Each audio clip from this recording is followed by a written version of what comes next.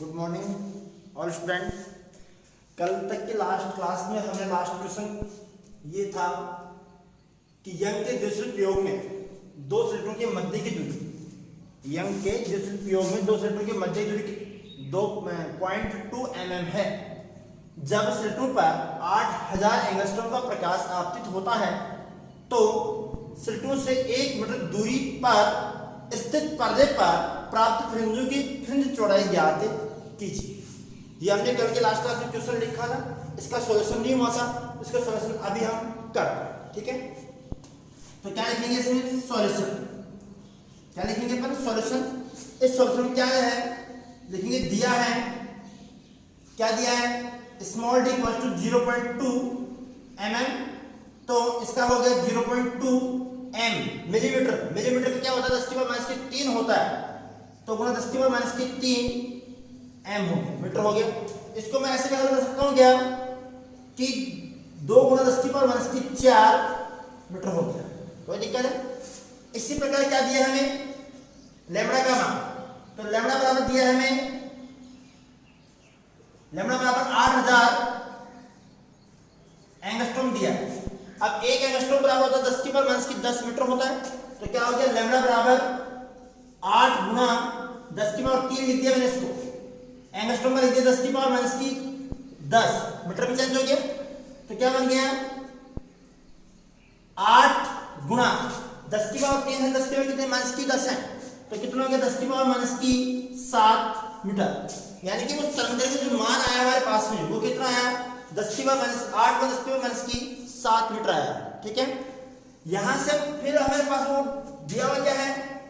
Capital D का मान दिया है, कैपिटल डी बराबर 1 मीटर, और ज्ञात करना है बीटा का मान, ज्ञात करना है फ्रिंज चौड़ाई का मान ज्ञात करना है। तो क्या हो गया? बीटा बराबर lambda capital D upon small D, यही होगा। तो वैल्यू पुट कर दो, बीटा बराबर लैम्बडा का मान 8 गुणा 10⁻⁻7 गुणा 1 बटे 2 गुणा 10⁻⁴। ठीक है, तो कितना आएगा? देखो 2 से पहले 8 को डिवाइडेशन कर दो, काट दो, कितने पर 4 में कट गया, तो बीटा बराबर कितना हो गया? 4 गुणा 10⁻⁻7 गुणा 10⁻⁻ ऊपर जाके प्लस की कितनी हो गई?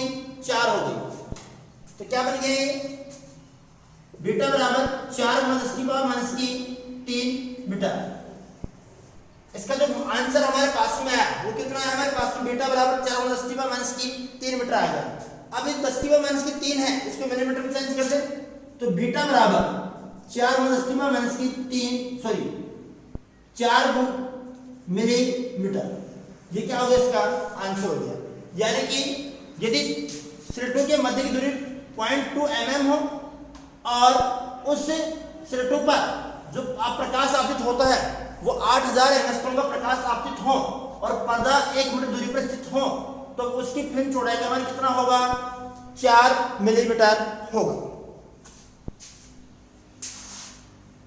नेक्स्ट क्वेश्चन देखो अगला।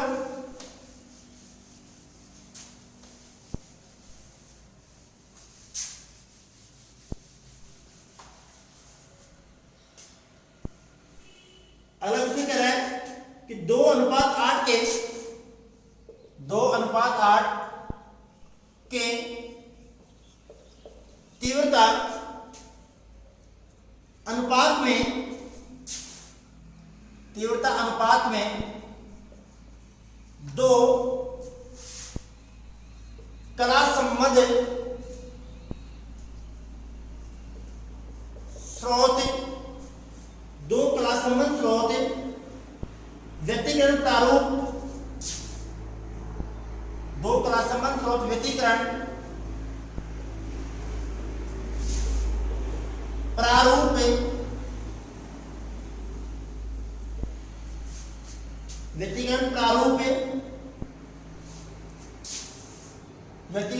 या प्रतिरूप उत्पन्न करते हैं, तो इनके अधिकतम व न्यूनतम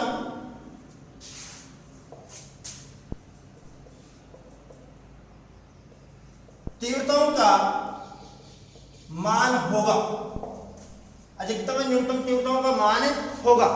यानी कि ये कह रहा है क्वेश्चन कि दो क्रॉससंबंध स्रोत दिए इसने जिनकी तीव्रता का अनुपात 2:8 है, ठीक है, और इन क्रॉससंबंध स्रोत द्वारा क्या हो रहा है, व्यतिकरण प्रतिरूप प्राप्त हो रहा है।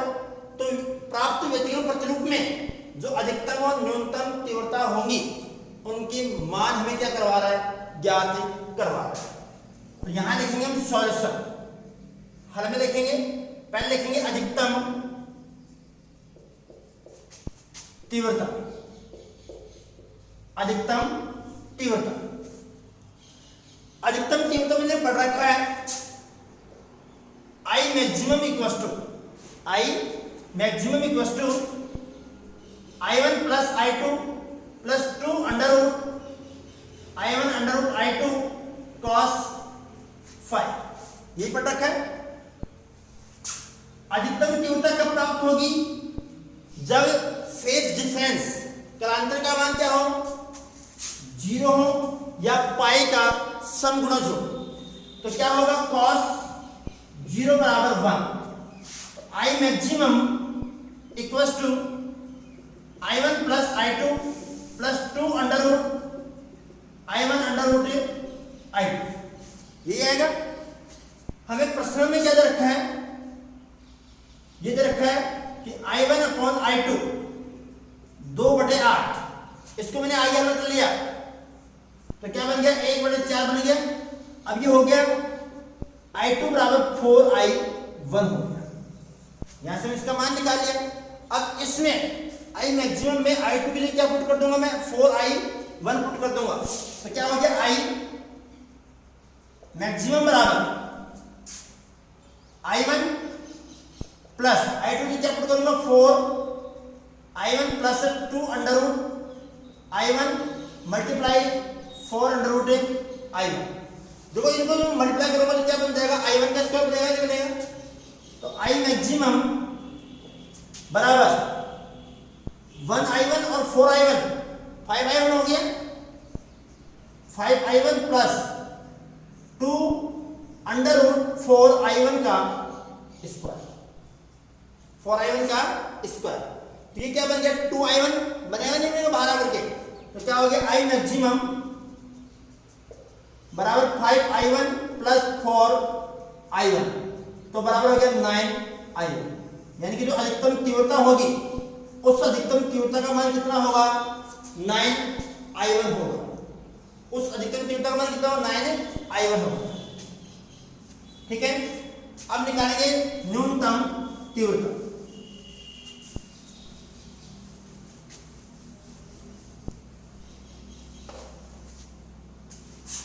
अगला पॉइंट निकालेंगे न्यूनतम तीव्रता।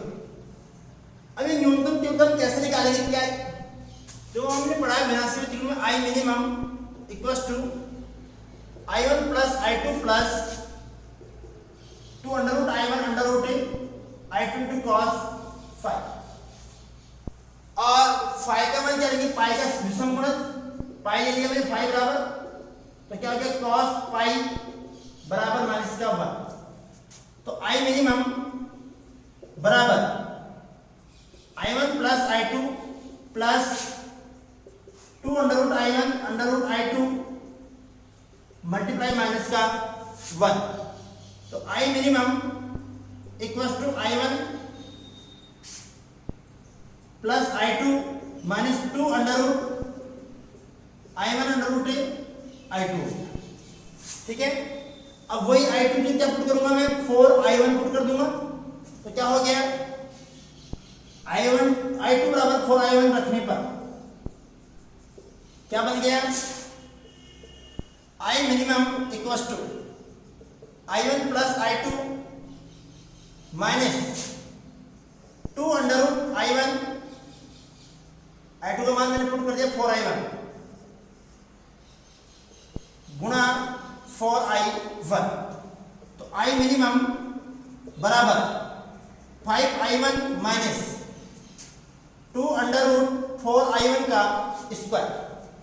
तो ये अंडर रूट में है तो क्या बन गया, I मिनिमम बराबर 5I1 माइनस 2 मल्टीप्लाई 2i1, तो i मिनिमम बराबर i1, यानी कि i मिनिमम का जो मान होगा वो कितना होगा, i1 के बराबर होगा। कितना होगा, i1 के। हमने जो इसका मान निकाला वो i मिनिमम का मान कितना है हमारे पास में, i1 आ गया। ठीक है, तो i मैक्सिमम का मान कितना है, 9i1 है, और i मिनिमम का मान कितना है, i1 आया है। ठीक है, हम इसी प्रकार आगे क्वेश्चन देखेंगे। जो क्वेश्चन है हमारा,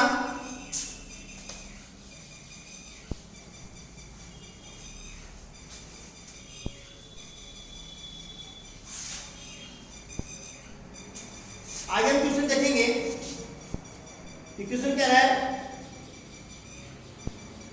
यंग द्विसरी प्रयोग में, यंग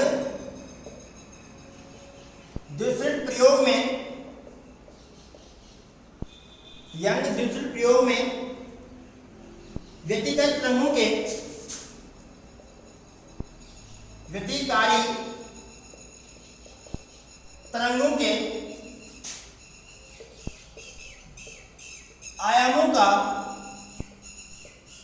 अनुपात 3:2 है, 3:2 है। फिर कह रहा है चमकीली तथा काली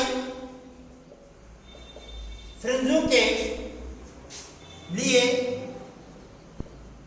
ज्ञात करो पहला पॉइंट। ये क्या है, चमकीले और काले फ्रिंजों के लिए ज्ञात करो पहला पॉइंट, आयामों का अनुपात बटे, सॉरी दूसरा पॉइंट, तीव्रताओं का अनुपात।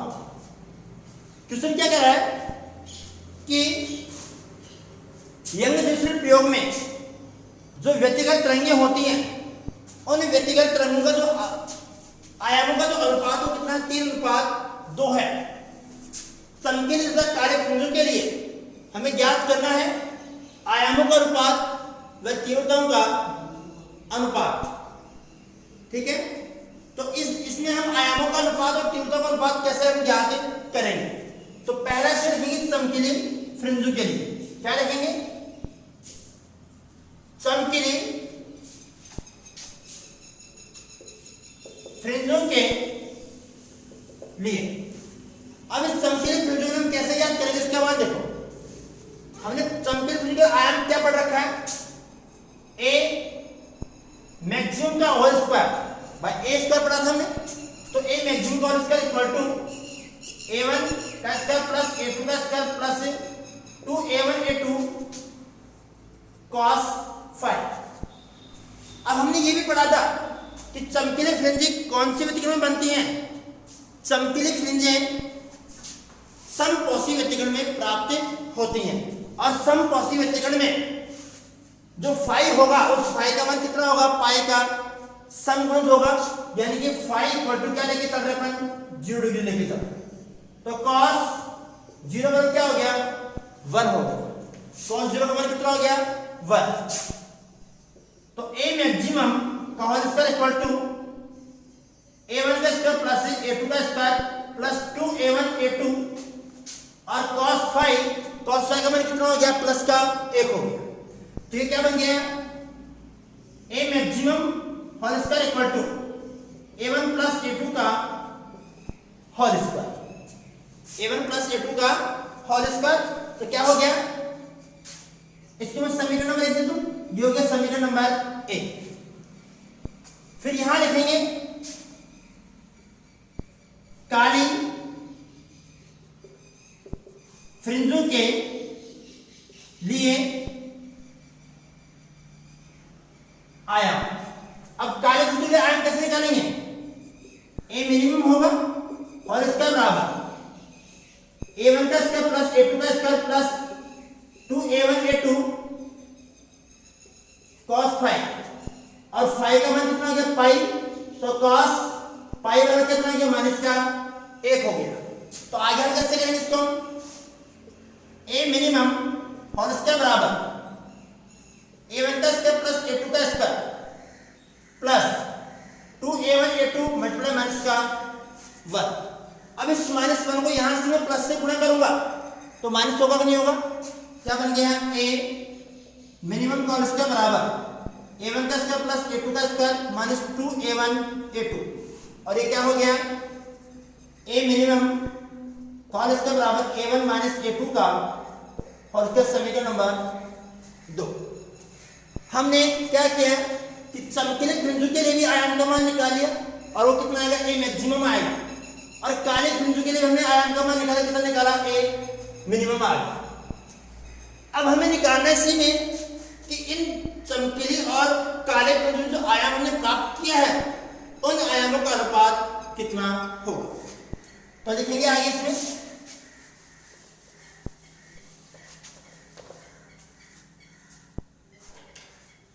देखिए आता है आयामों का अनुपात। आता है आयामों का अनुपात क्या हो जाएगा? a मैक्सिमम का होल स्क्वायर बटे a मिनिमम का whole square equal to a1 plus a2 का whole square upon a1 minus a2 का होल स्क्वायर। अब a1 और a2 हमें किस में दिया है? 3:2। तो a1 बराबर 3 और a2 बराबर क्या है? 2 दिया है। किसने? प्रश्न में दिया है हमें। तो क्या हो जाएगा? a maximum whole square upon a minimum का होल स्क्वायर बराबर 3 प्लस 2 का होल स्क्वायर बटे 3 माइनस 2 का होल स्क्वायर। तो a मैक्सिमम का whole square upon a minimum का होल स्क्वायर बराबर 25 बटे 1। तो यहां से इसको हम हल करेंगे तो a maximum upon a minimum बराबर है 5 बटे 1। यानी कि उन काली और चमकीली जो फ्रिंज हमें प्राप्त होती हैं उन काली और चमकीली फ्रिंजों के जो आयामों का अनुपात हमें प्राप्त होता है वो कितना होता है? 5 बटे 1 प्राप्त होता है, अर्थात 5:1 प्राप्त होता है। इसी प्रकार ये कह रहा है कि तीव्रताओं का अनुपात। हमें दूसरा पॉइंट क्या ज्ञात करना है? तीव्रताओं का अनुपात ज्ञात करना है।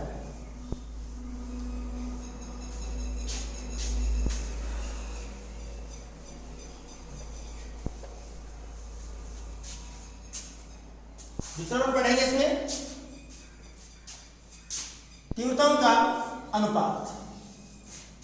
क्या पढ़ेंगे? दूसरा तीव्रताओं का अनुपात। अब देखो तीव्रताओं का अनुपात हम कैसे ज्ञात करेंगे? जो हम लिखेंगे इसमें चमकीली फ्रिंज की तीव्रता क्या हो गई? I मैक्सिमम बराबर I मैक्सिमम बराबर K गुणा A मैक्सिमम का होल स्क्वायर। ये पढ़ेंगे। क्यों? क्योंकि हमने ये कहा था कि जो तीव्रता होती है, तरंग की जो तीव्रता होती है वो उसके आयाम के वर्ग के क्या होती है? समानुपाती होती है। अब इसके आयाम के वर्ग के समानुपाती होगी तो I मैक्सिमम समानुपाती A मैक्सिमम का होल स्क्वायर, यही होगा। और इस समानुपाती को बताने के लिए क्या लगा दिया? K नियतांक लगा दिया। इसने समीकरण ले लिया 1 ले लिया। क्या ले लिया? समीकरण नंबर 1 ले लिया। फिर लिखेंगे काली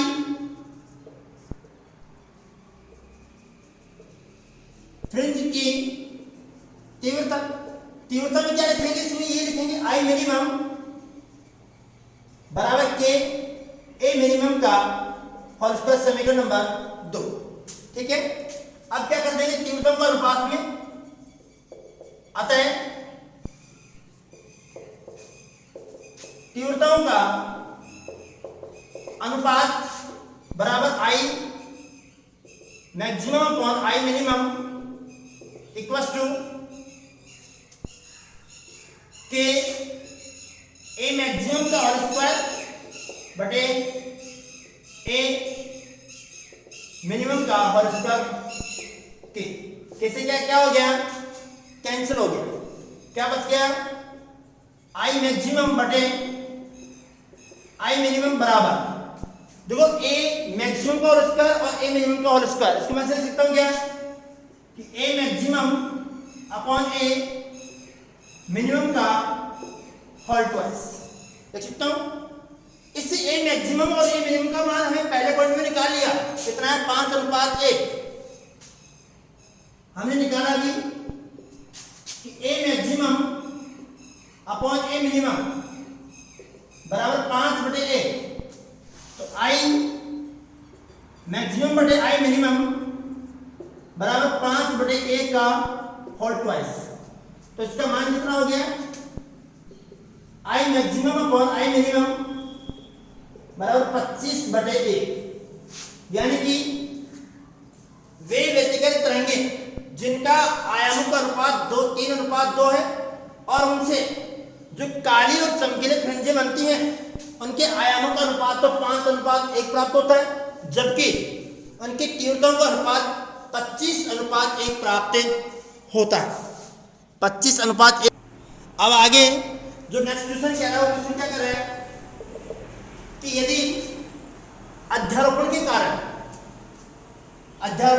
किसी व्यतिकरण प्रतिरूप में प्रकाश की अधिकतम व न्यूनतम तीव्रताओं का अनुपात 9:1 है, तो उन तरंगों की जो तीव्रताएं होंगी उन तीव्रताओं का मान कितना होगा,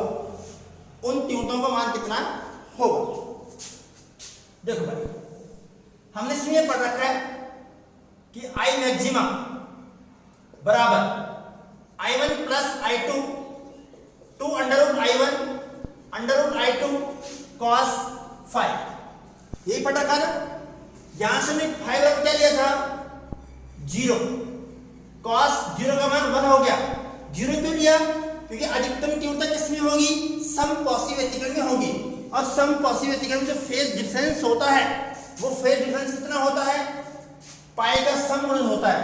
तो I maximum equals to I1 plus I2 plus 2 √I1 √I2, तो इसको मैंने क्या लिख दिया, आई मैक्सिमम बराबर √I1 प्लस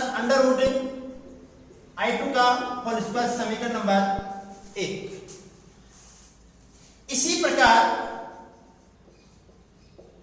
इसी प्रकार आई मिनिमम इक्वल्स टू क्या बन जाएगा, सीधा लिख दो √I1 माइनस √I2, और इसका क्या हो गया, और इसका समीकरण नंबर 2 हो गया।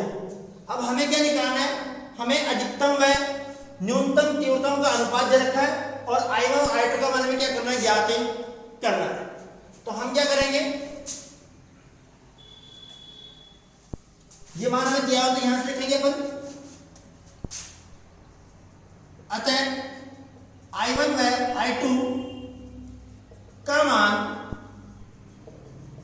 ज्ञात करने के लिए समीकरण 1 डिवाइड बाई समीकरण 1 में 2 का भाग करने पर क्या हो जाएगा, आई मैक्सिमम अपॉन आई मिनिमम बराबर √I1 प्लस √I2 का होल स्क्वायर बटे √I1 माइनस √I2 का whole square, √I1 plus √I2 बटे √I1 माइनस √I2 का होल स्क्वायर, ठीक है।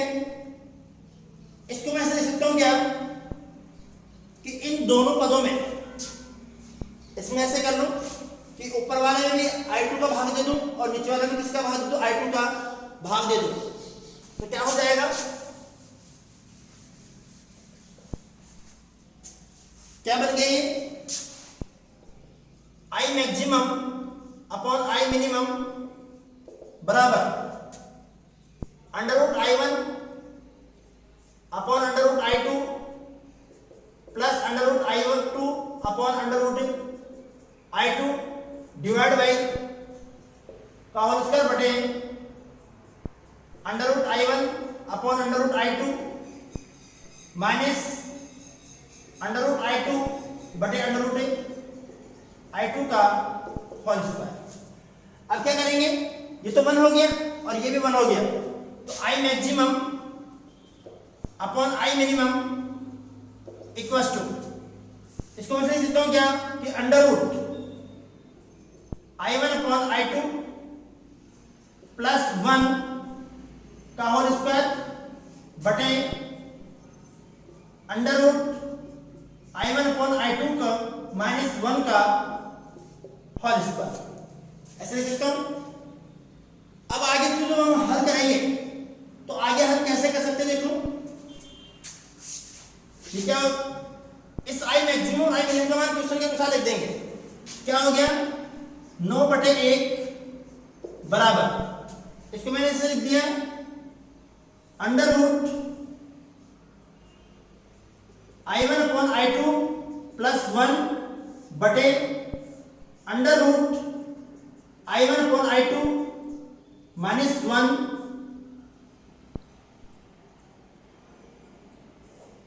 का होल ट्वाइस। इसके मैंने क्या लिख दिया, इसका होल ट्वाइस लिख दिया।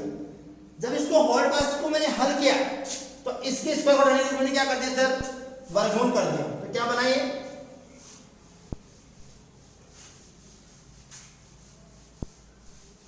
ये बनेगा हमारे पास में under root I1 upon under root I2 plus 1 बटे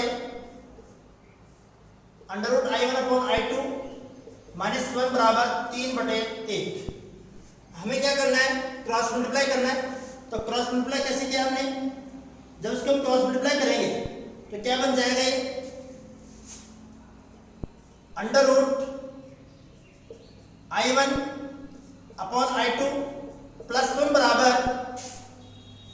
3 under root I1 upon I2 minus 1। देखो हम पक्षांतरण कर देंगे, under root I1 upon I2 के पद को एक तरफ कर देंगे, संख्या को एक तरफ कर देंगे, तो क्या हो गया 1 प्लस 1 बराबर 3 under root I1 upon I2 minus under root I1 upon I2। तो क्या बन गया 2 इक्वल टू 1 प्लस 1 2 हो गया, 3 में से 1 गया तो कितना बचा, 2 बच गया, 2 under root I1 upon I2। ये 2 से मल्टीप्लाई में से क्या हो जाएगा, डिवाइड हो जाएगा, मल्टीप्लाई में क्या हो जाएगा, ये डिवाइड हो जाएगा, सॉरी भाई यहां से ये 3 इसमें तो आएगा, तो यहां पर कितना आएगा, 3 आएगा, तो यहां पर 3 होगा प्लस में ये कितना बन जाएगा, 4 बन जाएगा, कितना बन जाएगा 4। जब इसको आगे हल करेंगे तो कैसे होगा,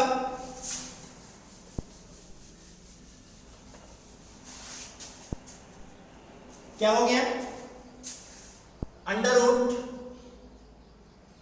I1 अपॉन I2 बराबर 2, बट 2 से डिवाइड कर दिया।